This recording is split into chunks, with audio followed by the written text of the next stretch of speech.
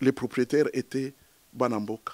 C'était des Congolais, des Aïrois à l'époque et puis des Congolais aujourd'hui. Vous savez tous où est-ce qu'on en est aujourd'hui. Le mot est resté Matongé, mais je crois qu'on devrait déjà changer de nom. C'est devenu New Delhi. Et ça ne peut pas nous réjouir. Ça s'appelle... C'est Sabrina, c'est Yves qui laisse des petits-enfants et qui s'en vont vers l'éternité dans des conditions tragiques. Tragiques parce qu'il s'agit d'un attentat, tragique parce qu'ils n'étaient pas malades, tragique pour les familles, mais c'est tragique surtout pour toute la communauté aussi. Parce que ce qui arrive là montre jusqu'à quel point notre monde est tellement difficile que nous devons nous serrer la main, les coudes, pour pouvoir avancer ensemble. Parce qu'il y a des combats dans lesquels on ne peut pas s'engager seul.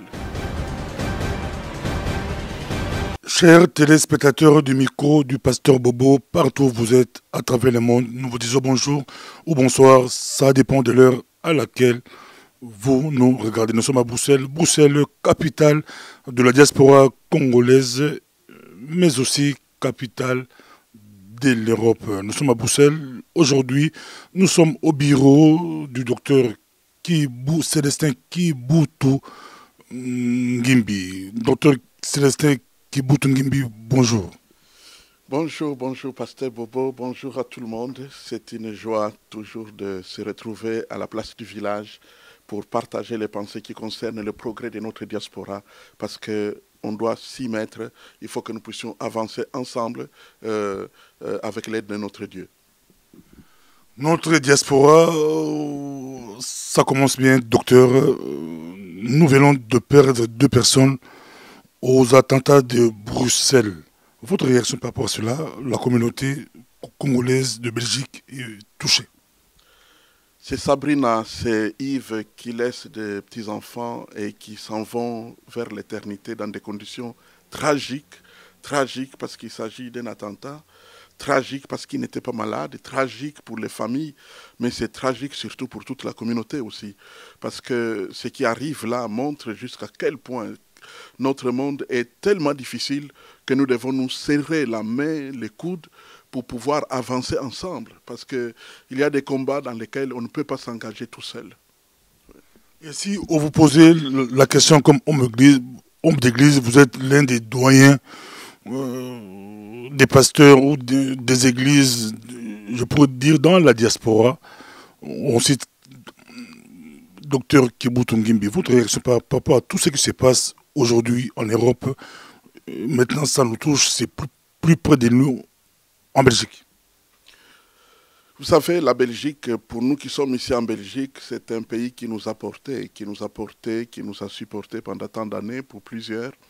Et quand ce qui arrive aujourd'hui, parce que vous savez, quand vous venez en Europe, principalement à notre époque, vous venez dans un pays démocratique, vous venez dans un pays de sécurité, vous venez dans un pays où vous allez réussir. Et maintenant, quand on voit ce qui arrive aujourd'hui, quand on voit la situation de l'insécurité qui commence à gagner l'ensemble de l'Europe, non seulement qu'on a de bonnes raisons de s'inquiéter, mais aussi de réagir. Réagir pour nous qui sommes croyants, pour nous qui sommes chrétiens, nous devons prier. Nous devons prier. Prier pourquoi? Est-ce que simplement c'est confier en Dieu pour que les choses continuent telles qu'elles sont aujourd'hui? Non. Prier pour stopper. Parce que c'est aussi ça le travail de la prière de la foi, c'est stopper. Nous voyons dans la Bible des hommes de Dieu qui ont stoppé la pluie. Il y a des hommes de Dieu qui ont stoppé le soleil. Si on peut stopper les astres, on peut stopper les calamités naturelles, c'est qu'on peut stopper les mauvaises volontés humaines. Et je crois que c'est ça la réaction, c'est la prière, c'est l'intercession. Personnellement, j'ai fait partie d'un groupe de pasteurs qui récemment ont prié ensemble le lundi de Pâques. Nous avons prié ensemble depuis 16h jusqu'à 18h, 19h, là-bas de l'autre côté de la ville, pour pouvoir porter ce pays, la Belgique, entre les mains de Dieu, mais aussi prier pour notre communauté, prier aussi pour les familles qui pouvaient, parce qu'en ce moment-là, nous n'avions pas encore de précisions concernant les victimes congolaises. Et maintenant, nous sommes au courant que malheureusement, nous déplorons 2 victimes. C'est 2 de trop. Et je crois que nous devons réagir par la foi, réagir par la prière, mais aussi nous rendre de plus en plus compte de notre besoin de venir ensemble dans une structure, dans une organisation, afin que les moments venus, nous sachions chaque fois nous lever comme un peuple, comme un seul homme, comme une seule femme, un groupe solide, un groupe uni qui avance dans les meilleures directions. Si on doit présenter des revendications, si on doit demander des comptes, nous pouvons le faire, mais en groupe, un groupe soudé, un groupe fort. Et je pense que c'est ça, justement, le grand besoin de notre mouvement, association internationale de la diaspora congolaise. Oui. Vous parcourez le monde, vous visitez beaucoup de pays pour demander aux Congolais de la diaspora de s'organiser. Il est grand temps. Aujourd'hui, beaucoup de personnes vous ont même donné raison par rapport aux événements. On ne voit pas une structure. Docteur Kibutu, où en êtes-vous avec votre structure? Depuis la sortie le 6 février là-bas à la salle de la presse à l'Union européenne, Club Presse, nous pouvons dire que le bilan est plutôt positif. Positif à plus d'un titre. Premièrement, positif parce que le message était très bien accueilli par tout le monde. Ça va de soi. Quand une chose est attendue depuis longtemps, même si on ne la nommait pas comme nous l'avons nommée, au moins tout le monde attendait. Tout le monde se disait, nous devons venir ensemble, nous sommes un peuple, nous devons exister, il faut qu'on nous voie, nous devons être visibles. Et ça, c'est un message qui n'était pas nouveau. Nous ne pouvons pas nous considérer ni comme des présidents fondateurs, ni comme des inventeurs d'une chose. Nous n'avons fait que soulever une chose qui s'est trouvée dans le cœur de chaque Congolais. Et donc, là, déjà, nous étions bien partis. Et deuxièmement, force est de constater que nous recevons des messages de partout. De l'Amérique du Nord, de l'Afrique, de l'Europe surtout. Des hommes et des femmes qui nous disent, nous vous soutenons, nous prions pour vous, nous allons vous rejoindre, nous allons marcher avec vous. Il y a même ceux qui en sont à la demande des comptes de notre diaspora afin qu'ils puissent déjà se mettre en action. Et nous sommes en train de progresser. Mais aussi, troisièmement, c'est qu'il y a des comités qui s'organisent. Nous avons au total entre 90 et 100 membres, 100 personnalités de la diaspora congolaise qui sont déjà dans les différents échelons des comités de base, des conseillers et qui sont en train de venir. Et je voudrais dire à tout le monde que ce n'est pas une organisation comme les autres, où on prendrait 2, 3, 4, 5 personnes pour constituer notre comité. Non, c'est une affaire ouverte. Ce qui compte, c'est que tous ceux qui veulent faire quelque chose, ils viennent, que ce soit une association, ils peuvent s'annoncer pour voir comment, grâce à leur expertise, ils peuvent être utiles à l'ensemble de la diaspora congolaise. Donc je peux dire que ça progresse très rapidement, merci Seigneur, et nous avançons. Surtout, ce qui compte, c'est que le cœur y est. Je vois la détermination quasiment chez tout le monde, qu'il faut que ça change, il faut qu'on avance, et je ne peux que me réjouir. On le suit partout à travers le monde. Il y a des gens qui nous appellent. Beaucoup de personnes disent que nous sommes nés ici, grandis ici, nous travaillons ici, mais nous vivons la discrimination. Il y a une discrimination grande. Ils ont écouté votre projet, mais comment faire pour adhérer à ce projet, à cette vision, à cette association? Les gens se posent des questions. On dit maintenant au moins, les Congolais de la diaspora peuvent s'organiser à l'instar des Juifs et des autres peuples. Avant de répondre à cette question, je voudrais faire une remarque très importante. Justement, la discrimination. La discrimination, nous la vivons tous. Personne ne peut dire que depuis qu'il est venu en Europe, aux États-Unis, au Canada, partout en dehors du pays, qu'il n'a jamais subi la discrimination. Récemment, nous avons entendu parler des milliers de Congolais de la diaspora refoulés de Congo-Brazzaville. On parle de maltraitance de la diaspora congolaise en Angola et partout ailleurs. Rien qu'à cause de notre race, il y a la discrimination. mais aussi quand vous ajoutez le fait que nous ne sommes pas des Belges d'origine, des Français d'origine, des Américains d'origine, des souches, comme on les dit, eh bien, là aussi, il y a la discrimination. Mais vous savez, ce sont des pays, du moins pour les pays de l'Occident, sont des pays démocratiques.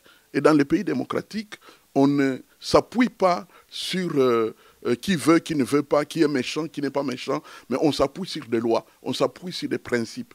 Et ces principes, qu'on appelle des principes démocratiques, fonctionnent avec le groupe. Fonctionnent avec les groupes. Ce qui fait que quand on connaît, par exemple, des discriminations, qu'il s'agisse de la discrimination scolaire, de la discrimination professionnelle, de la discrimination de tout genre, la seule manière de stopper ce genre de choses, c'est d'être un groupe uni, d'être un groupe structuré, de pouvoir avoir... Vous savez, quand nous sommes organisés, puisque nous sommes un peuple estimé au peuple d'un pays, nous sommes, savez-vous que notre diaspora est plus nombreuse que les populations de certains petits pays. Donc, ce qui fait que nous pouvons nous structurer de telle manière que nous savons nous défendre efficacement. Imaginez un instant que nous puissions avoir notre syndicat. Ce n'est pas impossible, puisque nous avons des experts pour ça, et ces syndicats peuvent être là pour revendiquer nos droits. Chaque fois que ces droits sont bafoués, chaque fois qu'il y a discrimination, eh bien, nous pouvons nous lever avec des menaces juridiques, utiliser toutes les armes nécessaires pour pouvoir défendre nos droits. Et je vous dis, les choses changeraient absolument. Donc, venir ensemble reste une chose qui s'impose à nous tous. C'est une question de vie ou de mort. Nous en avons vraiment besoin maintenant. Comment adhérer à ces mouvements? Eh bien, la première chose, c'est tout simplement prendre conscience que c'est un besoin. Comment? En prenant connaissance, en ayant la connaissance qu'il faut, lire notre brochure. Nous avons une brochure que nous avons publiée parce que c'est toujours bon de documenter notre pensée, de documenter notre combat, de documenter nos réflexions et nos convictions. Et puis, deuxièmement, eh bien, nous approcher, nous sommes accessibles, nos adresses sont connues. Par exemple, pour ce qui me concerne, j'ai un email, ngimbikibutu@hotmail.com, mais aussi il y a des numéros de téléphone que vous pouvez diffuser. Nous ne cachons pas, nous ne sommes pas je ne sais pas, des grands chefs qui se cachent derrière pour ne pas être dérangés. 0470 18 62 39 0470 18 62 39. Vous ajoutez le 0032 si vous téléphonez de l'étranger, et puis Ngimbikibutu, donc vous inversez simplement mon nom, Ngimbikibutu en un mot, @hotmail.com. Sinon, vous pouvez entrer sur Facebook, Célestin Ngimbi ou Kibutu Ngimbi, vous me trouverez et vous présentez votre candidature. Nous aurons certainement un dépliant qui va sortir assez bientôt, dans les 2-3 semaines qui viennent. Et dans ces dépliants, nous parlerons de beaucoup de choses. Nous parlerons de comptes bancaires de notre association, de l'association de la diaspora congolaise. Nous parlerons nous mettrons un petit dépliant où on peut remplir, qu'on peut remplir pour s'inscrire afin de faire partie du mouvement, ou plutôt d'être connu dans le mouvement. Et puis ensuite, toutes les possibilités de participer aux cotisations de tout le monde. Voilà. La Belgique est malade, la Belgique traverse une crise vraiment grave. Le vivre ensemble, ça pose aussi problème. La Belgique, pour d'autres, lutte contre des mouvements qui compliquent la vie de beaucoup de personnes. Quel message avez-vous à donner aux autorités belges qui nous écoutent aussi, qui vous regardent par rapport à tout ce qui se passe? Vous dirigez beaucoup de personnes. Le vivre ensemble, c'est possible? Les vivre ensemble reste le devoir de tout homme et de toute femme. Vous savez, depuis l'époque des opérations Télévie, on a toujours chanté que le train de ce monde nous a réunis. Et donc, nous sommes dans un train commun, comme des passagers d'un avion. L'essor de cet avion, d'office, engage l'avenir de tous les passagers de l'avion. Et donc, quand un malheur comme celui qui vient de s'abattre sur l'Europe, principalement, qui vient de s'abattre sur la Belgique, singulièrement, eh ben, ça ne peut que nous engager, nous tous, à nous mettre derrière nos dirigeants. C'est à des époques comme celle-ci qu'on ne peut plus se poser des questions. Vous êtes de quelle couleur politique? Non, vous êtes de quelle couleur humaine? C'est question de toute l'humanité, de tous les Belges, nous sommes tous derrière les dirigeants pour prier pour eux, pour les croyants, prier pour eux afin que Dieu le Tout-Puissant Dieu leur donne l'inspiration, la force, le courage de faire face à l'épreuve. Eux en savent plus que nous. Parfois, nous dormons en toute irresponsabilité, mais eux sont au courant de tellement de détails que c'est parfois troublant lorsque vous pouvez vous retrouver limité dans les moyens de réagir convenablement. Mais nous devons être soudés, nous devons être un peuple soudé. Maintenant, il n'y a plus ni Belges de souche, ni Congolais, ni Turcs. Nous sommes un peuple soudé parce que toute notre humanité est engagée. Il suffit de voir les victimes que nous déplorons. Sont des victimes qui sont venues de plusieurs nationalités. Donc ça montre que malheureusement ces attentats, ces attaques sont quelque part aveugles. Donc ça n'attaque pas seulement, ça ne choisit pas qui va être attaqué, ça attaque tout le monde. Et donc tout le monde est concerné. Nous devons être soudés, mais aussi dire aux victimes, aux familles des victimes, écoutez, courage, le malheur arrive, je ne veux pas seulement dire à tout le monde, mais bon, le malheur est présent sur la planète Terre, courage, nous vous supportons, nous prions pour vous et nous sommes solidaires avec vous, et tandis que pour les victimes congolaises, eh bien, nous voulons nous mobiliser. Je crois qu'il y a une possibilité d'être avec le deuil de Sabrina, par exemple, là-bas à Limlet, et je crois que nous devons pouvoir avancer ensemble. Donc, c'est eloko kwelio, ben bisognon se sengelitoya elongo, pour se soutenir, pour se débattre, pour avancer. Maintenant, je voudrais aussi prévenir que oui, oui, mais vous vous levez pour la Belgique et le Congo. Eh bien, je vais tout simplement faire une petite remarque que vous savez, quand une affaire arrive maintenant en Belgique, ce n'est pas le moment de soulever les problèmes qui se sont passés à l'est du Congo, qui se sont passés à l'ouest. Ce n'est pas le moment. Ce n'est pas le moment. Nos amis pleurent. Il y a une famille qui pleure Sabrina, il y a une famille qui pleure Yves, il y a des familles qui pleurent les autres victimes, et ce n'est pas le moment de soulever. Vous savez, quand vous avez un deuil, et puis quelqu'un qui vient et qui vous rappelle le fait qu'on n'a pas assez pris au sérieux son deuil d'il y a 10 ans, ça choque, ça montre comme si chacun pour soi. Non, non, non, non. Pour le moment, nous pleurons. Les gens qui sont des victimes de cet attentat qui vient de s'abattre sur nous le 22 mars dernier. Et maintenant, tout ça ne peut que nous interpeller concernant les autres causes, les autres problèmes, les autres victimes. Vous savez que nous avons, par exemple, pour ce qui concerne l'Est du Congo, nous avons le docteur Mukwege qui est en train de faire un travail formidable de conscientisation, non seulement de la communauté internationale, mais aussi de notre communauté. Très prochainement, au mois de mai, je crois le 21 mai, il y aura un concert en faveur de la situation de l'Est du Congo au travers de l'activité de notre docteur Mukwege. Donc, on ne peut pas oublier quoi que ce soit, ni nos propres problèmes, ni les problèmes des autres, mais en tout cas, nous sommes dans le feu d'une épreuve. C'est la Belgique qui vient d'être attaquée et nous devons nous occuper de la Belgique tant soit peu. Nous savons que nous ne pouvons pas faire grand-chose, mais au moins avec nos cœurs, avec nos mots, avec nos prières, nous pouvons aider. Merci beaucoup, docteur. Pour ceux qui sont au loin, les gens ne comprennent pas pourquoi, comme le docteur dit, quand la Belgique est touchée, c'est aussi le Congo, parce qu'ici, on a plus de 100 000 Congolais en Belgique. L'aéroport de Zaventem, les avions partent au Congo tous les jours.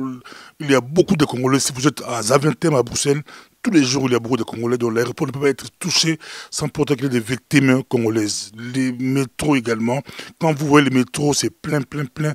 Il y a toujours beaucoup de Congolais. Donc quand on touche Bruxelles, il y a probabilité qu'il puisse y avoir des victimes, beaucoup de victimes congolaises. Mais docteur, on vous suit partout à travers le monde.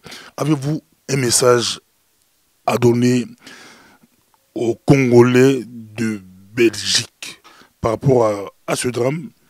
Et puis si on vous demande aussi comme homme de Dieu, vous avez plusieurs casquettes. Vous êtes l'un des hommes de Dieu les plus écoutés de Belgique. Si vous avez un message à donner par rapport à tout ce qui se passe, message des dieux que vous pouvez donner, pas seulement aux Congolais, aux Belges, aux Arabes, aux Turcs, à tout le monde.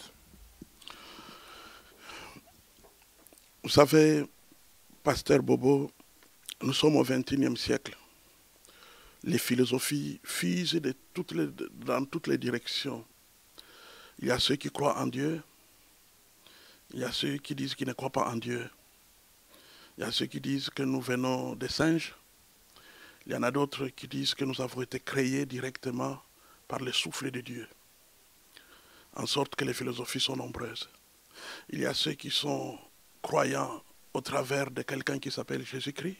Ce sont des chrétiens. Et puis il y en a d'autres qui sont des croyants au travers d'autres prophètes.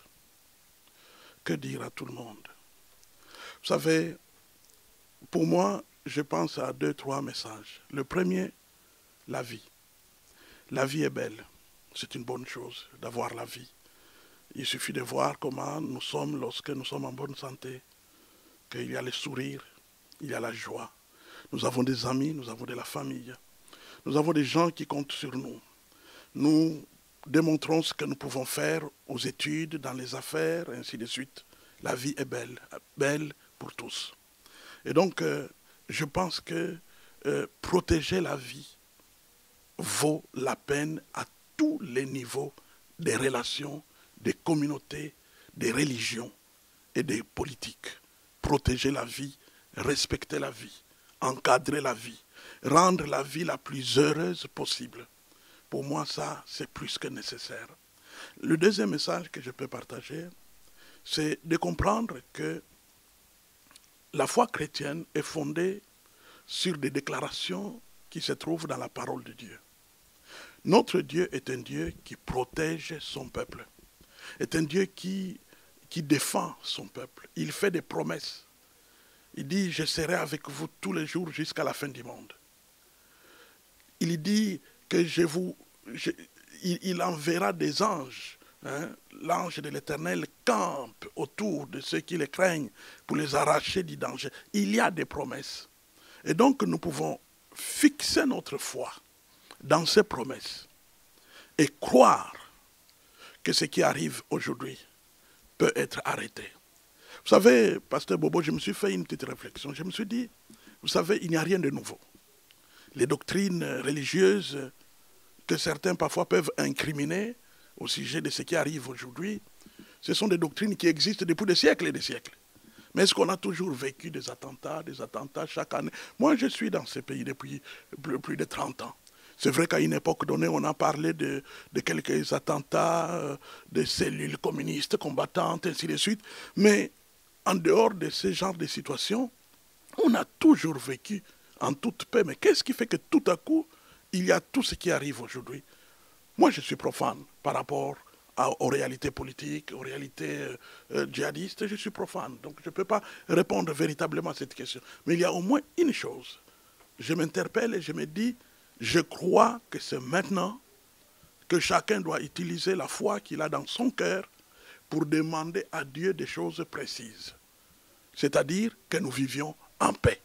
C'est aussi simple que ça. Pace, peace, paix. Kimia. Nous avons besoin de ça. Et nous pouvons le demander à notre Dieu. Et chacun de nous doit participer dans la mesure du possible à apporter la paix. Et je sais qu'une des manières de contribuer à cette paix, eh bien, on revient au même trait d'union, on revient au même principe dont nous parlons dans toute cette affaire, au dénominateur commun, c'est venir ensemble dans une structure. Venir ensemble dans une structure pour ce qui nous concerne, nous Congolais, afin que nous soyons efficaces, que nous soyons forts, que nous puissions réfléchir. Vous savez, quand vous n'avez pas une structure, vous ne pouvez même pas réfléchir sur le vrai problème du moment. Sur le vrai problème du moment. Vous ne pouvez même pas réfléchir. Vous ne pouvez même pas vous asseoir. Nous avons par exemple une jeunesse qui émerge. Cette jeunesse qui n'a pas physiquement connu le Congo, qui est née dans la diaspora, qui progresse, qui vit la discrimination dont nous avons parlé tout à l'heure et qui se demande où aller. Vous savez, quand un Belge se sent discriminé aux États-Unis, il prend l'avion, il retourne en Belgique. Parce qu'il se dit, là-bas, je serai en paix. S'il se sent discriminé en Turquie, il quitte la Turquie, il retourne ici. Mais nos enfants, ils ne connaissent pas le Congo. Ils ont leurs parents ici. Leurs parents qui ne réussissent pas et qui leur disent qu'eux aussi ont été discriminés. Quand ils viennent pleurer aux parents, on m'a injurié, on m'a dit que je n'ai pas ma place ici, qu'est-ce que je dois faire? Et les parents sont là, désarmés, incapables de répondre aux besoins de leurs enfants. Moi, je me dis qu'en venant ensemble, nous serons entendus, nous serons efficaces. Vous ne pouvez vous imaginer la force d'un groupe. Vous savez, une fois j'avais fait allusion à un texte biblique. Ce texte biblique parle de la construction d'une tour, dont parle la Bible. C'est la tour de Babel. Quand les hommes de cette époque-là avaient résolu de venir ensemble, parce que chacun pouvait construire sa petite cabane, sa petite maison, ainsi de suite, pour essayer de monter plus haut. Mais ils se sont dit, non, non, non, non. Nous passerons même 100 ans, 2 siècles, 3 siècles, 4 siècles, sans jamais réussir. Par contre, si nous venons ensemble et nous construisons tous la même tour, eh bien, nous allons monter très haut. Et quand ils se sont mis au travail, écoutez bien, c'est Dieu qui réagit. Il dit, maintenant qu'ils sont unis, rien ne leur sera impossible. Maintenant qu'ils sont unis, rien ne leur sera impossible. Allons et perturbons leur langage afin qu'ils ne soient pas capables d'aller plus loin. Si Dieu doit recourir à l'arme de la division pour une fois, parce que les gens sont unis et sont capables de tout, cela veut dire que l'unité, c'est une clé puissante, capable de résoudre des problèmes. Aujourd'hui, nous parlons du fait que nous allons nous rendre visibles. Nous parlons deuxièmement du fait que nous serons capables de mettre ensemble des moyens de nous développer. Ça, c'est 2 objectifs. Mais il y a plus que 2 objectifs dans une unité. Vous ne pouvez vous imaginer jusqu'où nous serons entendus. Récemment, j'ai entendu notre sœur Claudine, justement à votre micro, évoquer le fait que nous serions même capables de placer à des hautes magistratures des personnes de notre choix.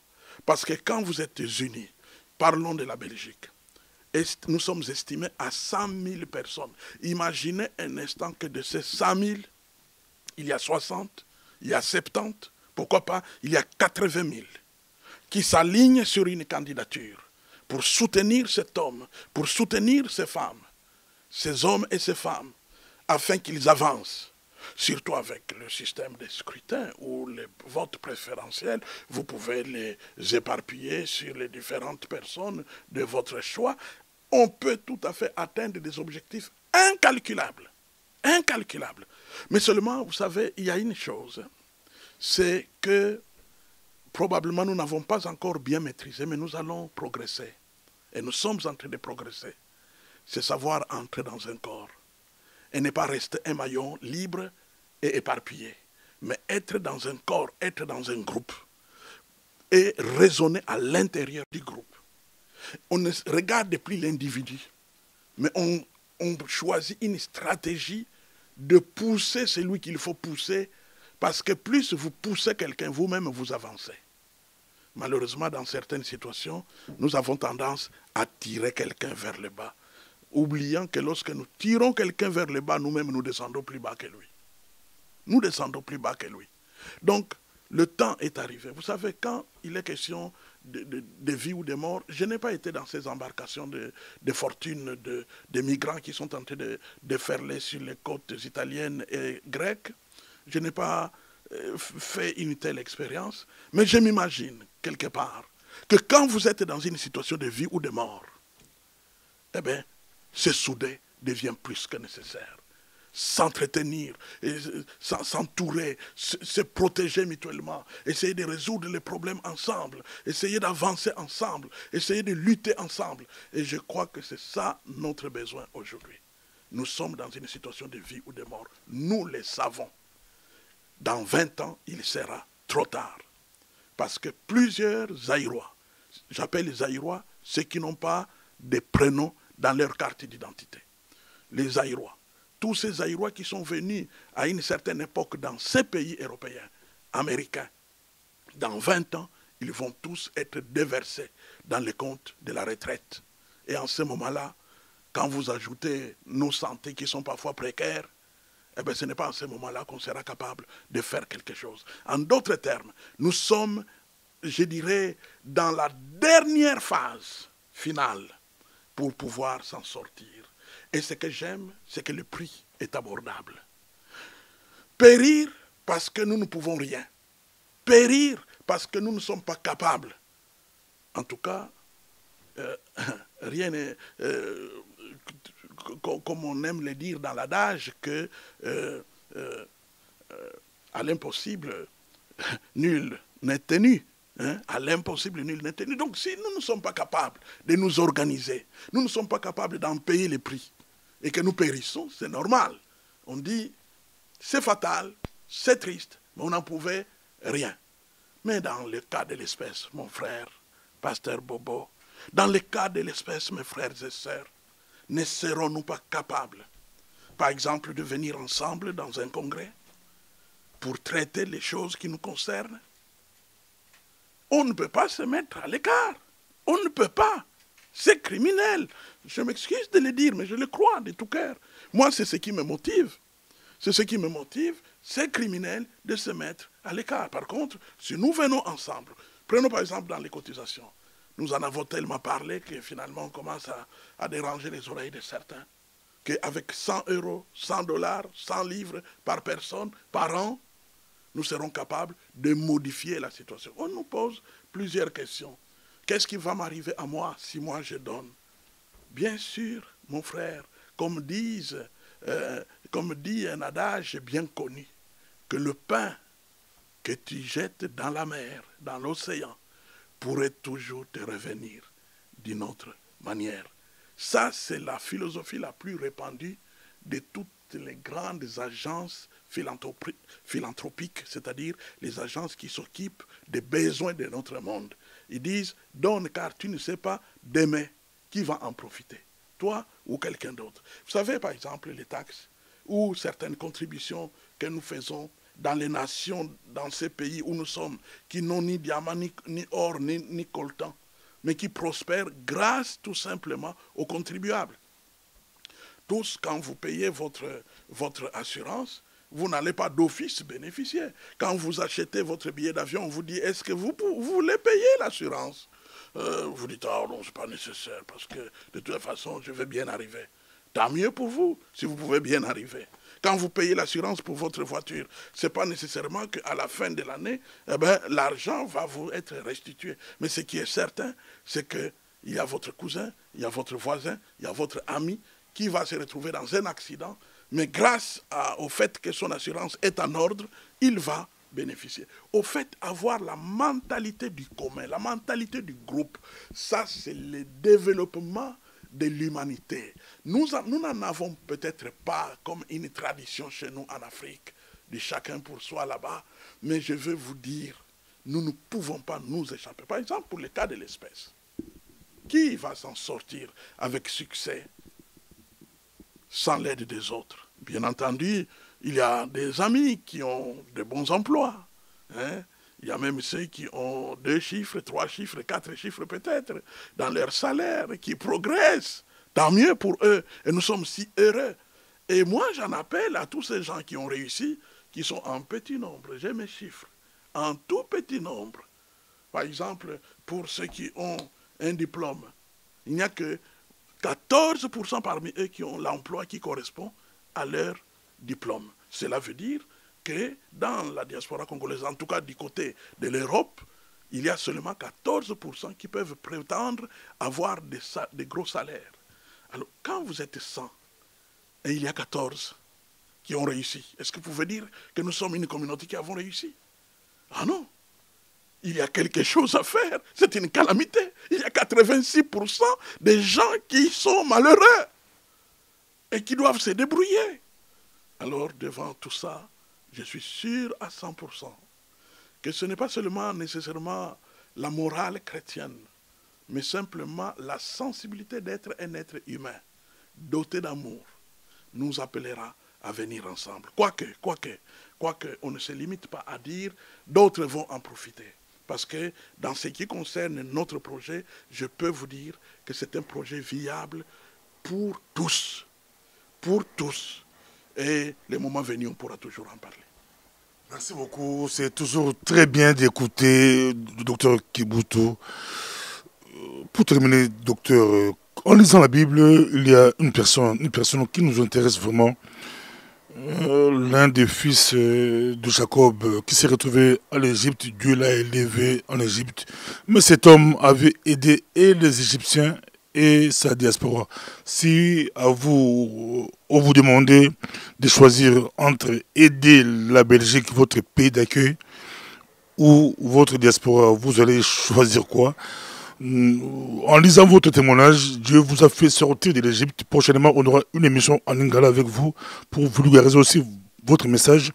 Dieu vous fait sortir de l'Égypte, non, du Congo, il y a plus de 30 ans. Et Dieu vous avait déjà dit à l'époque que vous avez une mission. Docteur, on vous suit. C'est Joseph, cet enfant de Jacob. Joseph qui est vendu, contexte bizarre, Joseph est vendu par ses frères, perdu, considéré comme mort, puisque les enfants prennent soin de salir la tunique, de la déchirer et d'aller montrer les débris, les morceaux chez les parents, afin que les parents constatent et effacent leur deuil. Mais en réalité, Joseph n'est pas mort, il est vivant. Il a été vendu par des marchands chez un officier égyptien du nom de Potiphar, et puis de fil en aiguille, au travers de beaucoup d'épreuves, nous passons les détails, il se retrouve premier ministre de l'Égypte, la plus grande puissance de l'époque. Et il est en position de puissance et de force grâce à sa sagesse, grâce à son intelligence et grâce à la possibilité qu'il a d'aider. C'est lui qui va sauver l'Égypte de la famine. Et bien entendu, en sauvant l'Égypte, il sauve aussi les régions tout autour, les régions environnantes, dont sa propre famille.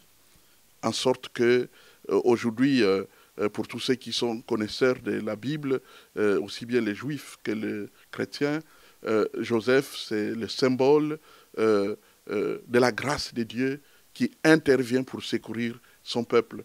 Certains les considèrent comme un type de Christ. C'est-à-dire, ça rappelle comment Christ est envoyé du ciel pour venir secourir le peuple. Moi, mon frère, un petit Congolais, qui suis-je pour me comparer à ce géant qui est Joseph? Mais il y a au moins des leçons que nous pouvons tirer de la vie de Joseph. C'est que, quel que soit ce que nous sommes, quels que soient les dons que Dieu nous a donnés, Dieu veut nous utiliser pour notre peuple. Vous savez, Dieu aime les hommes. La preuve est qu'il les a créés à sa propre image.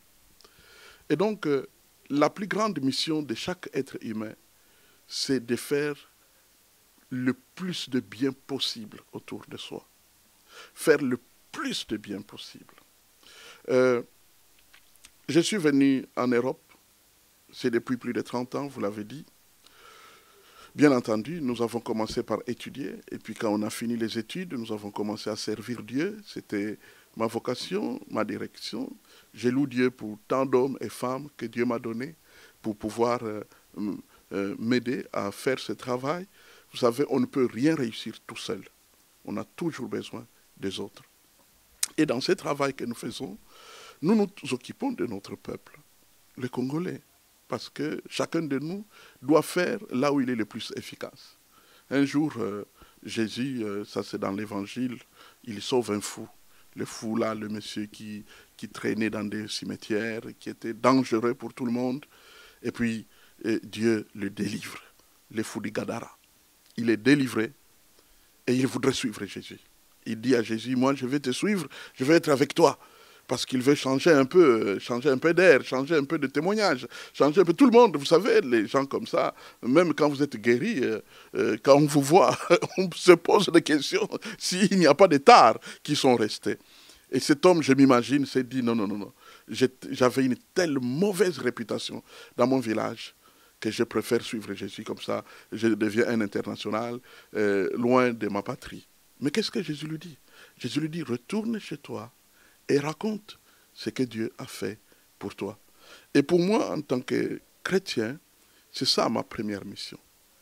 Vous serez mes témoins à Jérusalem. Jérusalem était en quelque sorte le lieu principal d'habitation de ses disciples. Vous serez mes témoins à Jérusalem. Et puis viendra Judée, Samarie, et puis jusqu'aux extrémités de la terre. Je ne peux pas choisir. Je ne peux pas dire, moi je vais aider les Congolais, mais pas les Belges. Non, on ne peut pas choisir. Tous ceux qui sont avec nous là où nous sommes, sur le plan géographique et dans notre génération, c'est-à-dire pendant ces années que nous sommes ensemble, c'est notre peuple. Quand Jésus prie dans la prière des sacerdoces, où il dit, je n'ai perdu aucun de tout ce que tu m'as donné. Mais ces hommes, ces voisins, ces amis de métro, ces amis de travail, mais aussi ces Congolais, c'est eux que Dieu nous a donnés. Et nous devons le porter comme Dieu nous porte, dans la mesure de nos possibilités, quelles que soient nos capacités. Si nous sommes médecins, nous devons les soigner. Si nous sommes taximens, nous devons les conduire. Et quand nous avons des clients comme ça, nous déclenchons le langage pour dialoguer, ainsi de suite. Il m'arrive récemment, je me trouvais pas loin de notre centre culturel ici à Strombeck. Je sortais de là, j'allais vers ma voiture et j'ai vu une maman passer avec une poussette. Elle était déjà assez loin. Je me suis dit, ah, peut-être que c'est une Congolaise. Laisse-moi la suivre pour la saluer. Peut-être qu'elle est peut-être triste dans son cœur, mais qu'elle entende un peu le son, ce son de cette belle langue lingala. Vous savez, je ne sais pas si vous réalisez Kitoko Ezalakana, Monokoyo Lingala. Lingala, c'est comme quelqu'un qui chante. Moi, je ne suis pas d'accord, ceux qui ont dit que oui, le Lingala, c'est une langue insolente et tout ça, ainsi de suite. Moi, j'y trouve plutôt la poésie. C'est beau quand on parle en Lingala. Mbote Mama, Sangonini, elle a répondu Sangoté. Et dès qu'elle a dit Sangoté, elle s'est retournée pour regarder mon visage. Parce qu'elle s'est dit, ah, mon compatriote. Mon compatriote. Vous savez, nous ne pouvons plus nous ignorer. Nous ne pouvons plus, même si on s'est trompé. Je sais qu'on sait dire, oui, tous les Noirs ne sont pas des Congolais. Hein. Vous allez croiser des Ivoiriens, vous allez croiser des Sénégalais, ainsi de suite, et des Camerounais. Bien entendu, d'ailleurs, de toutes les façons, tous les Noirs doivent être solidaires. Parce que c'est l'Afrique, ce sont les îles, c'est l'Équateur, c'est les pigments que Dieu nous a donnés, cette grâce merveilleuse d'avoir cette belle peau. Je ne sais pas ce que je serais devenu si je n'étais pas noir. C'est beau, mon frère. Black is beauty. Beauty. Ça, c'est sûr, ça ne fait aucun doute. Je suis heureux d'être noir, je l'assume, et c'est mon bonheur. J'aiderai mon peuple. Ça, c'est une priorité des priorités. Parce que je sais très bien que les Congolais ne sont pas la priorité des priorités, là où ils se trouvent. On s'occupe d'eux sur le plan légal. Mais, vous savez, au fur et à mesure que je progresse dans les lectures, dans les recherches, qu'est-ce que je découvre? Je découvre qu'il y a des catégories dans lesquelles nous devons essayer de ne plus être. Je vous dis la vérité, pasteur Bobo, dans ce qui concerne notre projet, j'ai envie un jour d'entendre qu'il y a 0 Congolais dans la liste de Minimex en France, dans la liste de CPAS en Belgique. Je ne veux pas dire que c'est une abomination que de se retrouver dans ces groupes-là, mais je veux simplement vous informer que dans certains milieux, figurer dans ces listes-là, ça veut dire vous êtes pauvre. Comme l'a dit d'ailleurs Wechi, ne vous comparez pas aux gens qui sont au Congo pour vous dire, même avec les Minimex, vous êtes bien. Non, non, non, non, non, non. Ne vous comparez pas aux gens de là. Il faut parce que leur réalité n'est pas votre réalité. Savez-vous combien coûtent les safou? Les tickets d'un bus à Kinshasa actuellement, il y a un bus qui coûte 500 francs. Le taxi, quand vous prenez d'un point à un autre, sans prendre des directions qui ne sont pas prévues, c'est 500 francs. Et maintenant, faites votre calcul. 500 francs par rapport au euro.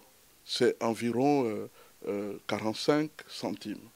45 centimes. Donc, ce n'est pas le même rapport. La réalité d'ici est autre. Ici, vous payez un loyer. À Kinshasa, il y a des gens qui payent encore le loyer de 30 $ par mois. Mais ici, vous ne trouverez jamais un appartement de 30 $. C'est au-delà de 300, 400, 500. Donc, nous ne pouvons pas nous satisfaire. C'est là où je veux en venir, Pasteur Bobo. Nous ne pouvons pas nous satisfaire de là où nous sommes quand nous savons qu'avec notre solidarité, on ne nous demande pas de masse, mais avec notre solidarité, nous pouvons modifier la situation. Comment? Lorsque nous participons, par exemple, à nos cotisations et que nous venons, nous avons fait des calculs, vous êtes 3 millions, vous êtes 4 millions, vous êtes 5 millions, ça donne quoi? Ça donne 500 millions. Et avec ça, vous êtes capable. Moi, j'estimais même à 10 millions la création d'une entreprise, mais maintenant, aujourd'hui, on sait qu'avec 5 millions, vous êtes déjà capable. Et quand on parle de créer des entreprises, on ne veut pas parler de créer des hôpitaux ni créer des entreprises scientifiques. Non, non, non, non, non. On parle de ce que nous sommes capables de faire. Hein? Vous savez, celui qui a créé ces grands sites de vente sur Internet, il a dit une chose: faites les choses que vous êtes capables de faire efficacement.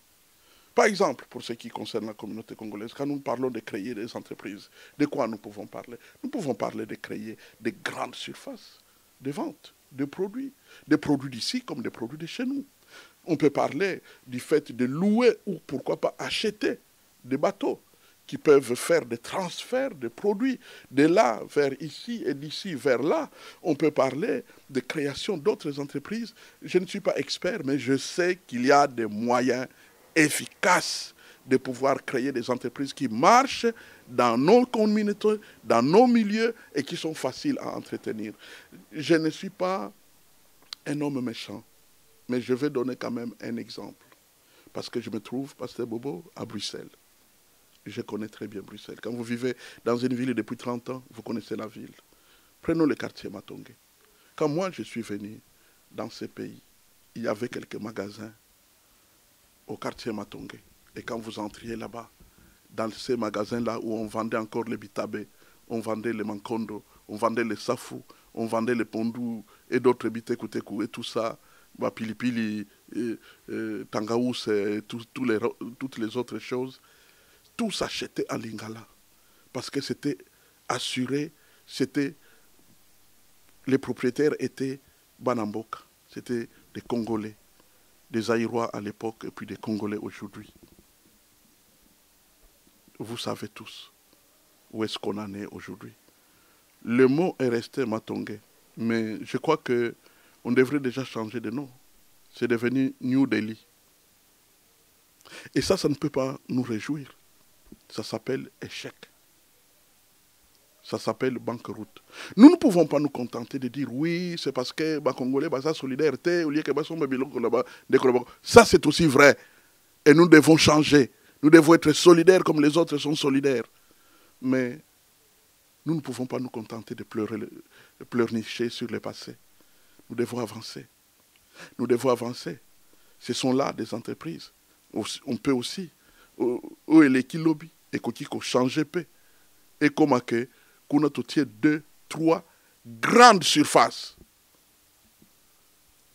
et englober et avaler les Pakistanais, les Indiens, les Pays parce que c'est chez nous. Je ne parle pas d'une guerre commerciale. Je veux tout simplement dire que nous pouvons devenir plus visibles, plus efficaces. Vous savez, éprouver la joie de la réussite de nos frères. Hein? Ces genres d'histoires vont disparaître. Mais nous allons viser la réussite de tout le monde. En commençant par les plus faibles. Quand on parle, par exemple, dans la création, il y a une entreprise, que 80% il y a un poste, et ça l'a donné dans les Congolais. Nous voulons dire que voilà, sur les 80%, eh bien, prenez 40% d'abord na Obazangi Misala. Et puis, 40% mosusu, ezali na ba spécialité, Obazali na expertise, Obazali na capacité pour développer très très bien l'entreprise Ango. Et puis, les 20%, comme nous l'avons dit, topé na ba autochtone, pour attirer clientèle, il y a ba belge de souche, na ba étranger, Obazali na katia Union européenne. Nous pouvons réussir. Nous pouvons avancer. Vous savez, tout a réussi par un rêve. Tolobe la kabiso nyonso Martin Luther King. Poison noir, peut-être. Mais surtout pour la cause naïe. Alingaki, que noir américain, quoique aza ancien esclave, condition naïe est changée pour progresser. Alobakinin, I have a dream. J'ai un rêve. Rien n'est réussi de grand sans un rêve. Je vais vous confier une chose. Je ne le dis pas pour ma gloire, mais simplement pour illustrer une vérité. Nkolomo kotango na yaka awa, na bandi kotanga na Institut Biblique Belge. Nazaki na première année graduat na Institut Biblique Belge. Na kendaki kotika travail nanga na silisaki na salaki rédaction. Et pas ya professeur moko, John Wood, azaki américain, asi azonga na Amérique, azaki missionnaire. Tango na koti na bureau na ye, na pesi travail nanga. Tango azui yango, et puis alobi nanga, Docteur Kibutu. Félicitations. Alobi na ye, pourquoi beninga docteur? Ye moko azaki docteur te, azaki licencié en théologie. Nga naza moi petit élève na première année gradué. Pourquoi beninga docteur? Abeninga docteur Kibutu. Natunié, pourquoi? Pourquoi vous m'appelez docteur? Il a dit parce que vous en avez les capacités. Qui pouvait avoir des capacités de devenir docteur quand tu es en première année? J'ai fait 3 ans pour la graduat. Na bakisaki 2 ans et demi pour la comme licence. Na bakisaki 9 ans pour la comme docteur. Mes graines et semences, il y a rêve. Professeur Moko Atiakiango, Namote Manangai. Voyez-vous, on réussit grâce au rêve. Nous devons rêver pour notre diaspora. Totika Makamboa, oui, Mbongo, Bako Yiba Mbongo, Bako Salaboyi. Ça, c'est le diable qui parle comme ça. Vous croyez qu'il n'existe? Est-ce que vous voulez dire que Bamindele News, Obazana Babanke Wana, que Bazaba Saint? Non, ce qui compte, c'est les principes beaucoup établir pour protéger Mbongo. Les principes. Et ça, on en parlera. On dira, voici les précautions que nous avons prises pour Mbongo Ezala protéger. C'est ce que nous ferons. Comme ça, le comité nyonso, le conseiller nyonso, le congrès nabiso, on parle de tout. Et si quelqu'un se plaint de quelque chose, il sera entendu en sorte que, heureusement, que la cotisation nabiso est kozala, année après année. Mboulo yobosa, tosali, tokozela 2017, et puis ça sera 2018. Alors comme ça, en tout cas, on a tout le temps de se dire, attention, Ndenge Bosalaki, en 2016, toza d'accord, sinon, toko arrêter. Vous savez, c'est une cause. Toya et Longo, to avancer ensemble. Nous vous aimons dans le Seigneur. Merci beaucoup. Trop bien d'écouter l'homme de Dieu. Nous vous promettons, prochainement, vous aurez une émission encore en Lingala avec le docteur Kibutu. Aujourd'hui, c'était spécial Belgique et spécial Atlanta. On a parlé de notre communauté qui fait face aujourd'hui. Et comme moi, pas si même qu'on soit métro, pas si qu'on tambola, métro, c'est presque vide. Communauté islamo Kobanga, il fallait tout des hommes comme Dr Kibutu, a élevé la dignité dans Mboka Oyo, pour rassurer notre communauté, c'est tout dans la Belgique. Merci. À la prochaine.